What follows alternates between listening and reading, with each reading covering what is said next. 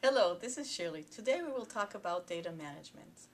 The way we're living in our world today, we are bombarded with data and information.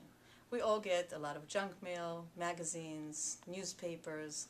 We read a lot of emails, getting text messages, writing text messages. We have tweets. We have posts on Facebook. A lot of information is generated by us. We also have information and data that is generated by machines like RFID tags, GPS, and other machines. So overall, we have a lot of data.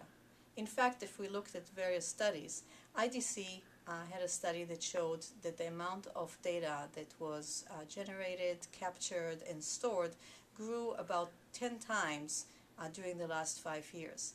IBM had a study that showed that on a daily basis we are generating 15 petabytes of data, which is about 8 times more than the amount of data that we have stored in libraries across the US.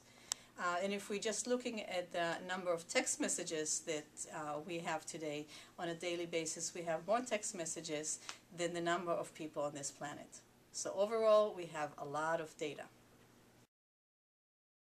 So we have a lot of data, and we have a lot of computing power, and we have a lot of bandwidth to transmit the data. But what do we do with this data? We want to do something meaningful with the data.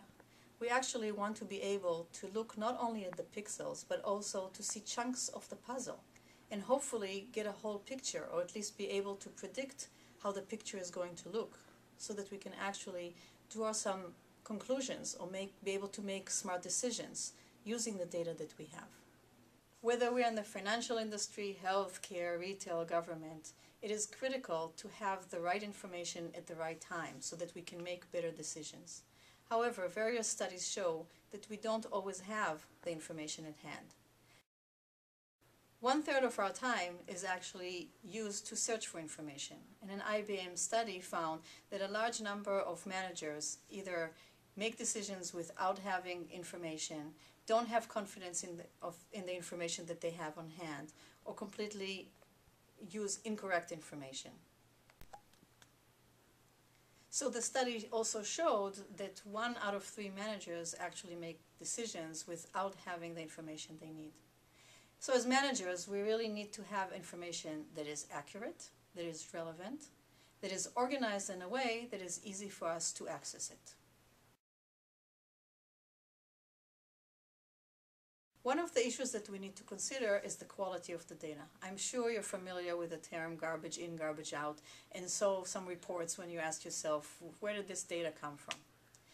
One of the companies that I talked to was looking at their customer data, and for some reason they noticed that most of their customers are accountants. They were starting to dig into the data, and when they looked at the call center, they saw that the people sitting at the sales rep were actually filling out a report using a pull-down menu, and they didn't think that there was really any importance of this data and simply chose the first option. Apparently, it was accountant. Another issue that we need to look at is how we code and we capture data. If we're looking, for example, at names of companies like IBM, P&G, SAP, we can capture these names in different ways. In particular, since about 80% of the data we have today is unstructured, this is a particularly important issue.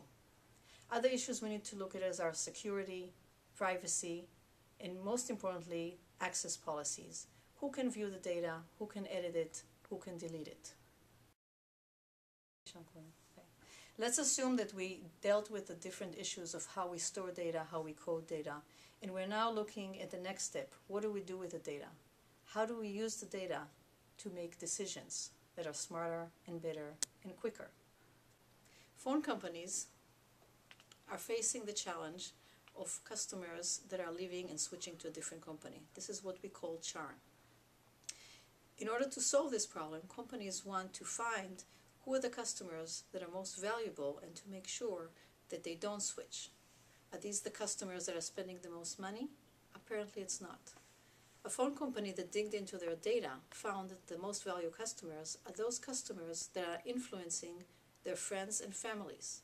And if these customers stay with the company, then most likely all their network, family and friends, will stay with the company. So by using business analytics the phone company was able to reduce the amount of churn and keep the business in the company. One of the tools that we are using is what's called business analytics or business intelligence. In this unit, we will look at different examples, one of which will be the horror case in which Gary Loveman, who used to be a Harvard professor and is now the CEO of Horror Entertainment, is actually using the culture of business analytics to compete with big names like Donald Trump and Steve Wynn.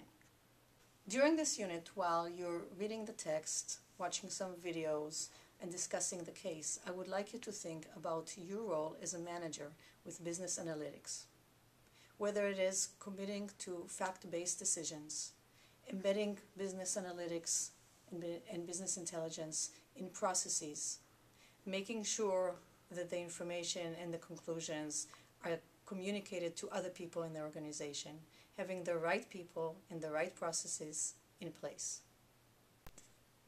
Business analytics is blending the fields of mathematics, technology, business, and behavioral sciences.